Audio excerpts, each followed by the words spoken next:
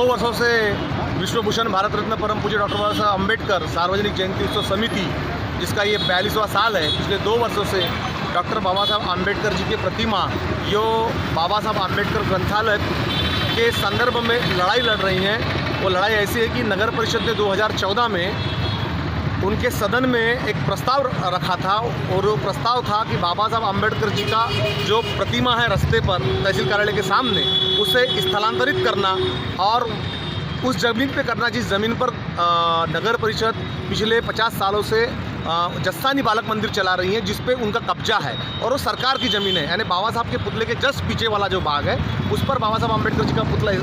स्थलांतरित करना और उसके पीछे ग्रंथालय बनाना, ऐसा ठहराव सर्वसम्मति से बहुमत से सदन के अंदर में पास हुआ। उसके बाद भी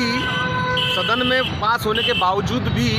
उस प्रस्ताव को, उस ठहराव को पूर्ण रूप देने का काम नगर परिषद में नहीं हुआ। नगर परिषद से उस ज़मीन के संदर्भ में जो कागज़ थे उसको गायब किया गया, और उसमें रुकावट लाने के लिए उस ज़मीन पर बाबा साहब का पुतला नहीं जाना चाहिए, बाबा साहब का पुतला अन्य कई जगह जाना चाहिए। इस हेतु से कुछ राजनीतिक लोगों ने, प्रभावशाली लोगों ने वहाँ पे ज़मीन के कागजात को गायब करने का काम किया, ऐसा हमारा आरोप है। और साथ ही साथ वहाँ पर लोहा पुल, पैदल पुल बनाने का काम किया, ताकि उस ज़मीन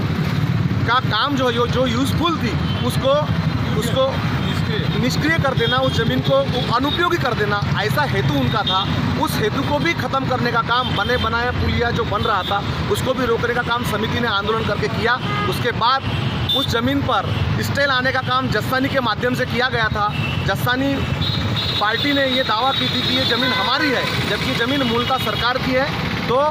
उस स्टे को भी हटाने का काम नगर परिषद के माध्यम से और समिति के माध्यम से वकील लगा करके हाई कोर्ट से आज हमें जजमेंट मिला, हमें न्याय मिला है और स्टे को हटा दिया गया है। आने वाली लड़ाई भी नगर परिषद के माध्यम से समिति और नगर परिषद ताकत से लड़ेगी, और ये जंग जीत करके बाबा साहब अम्बेडकर जी के ग्रंथालय के लिए और बाबा साहब जी की प्रतिमा को वहाँ स्थापित करने के लिए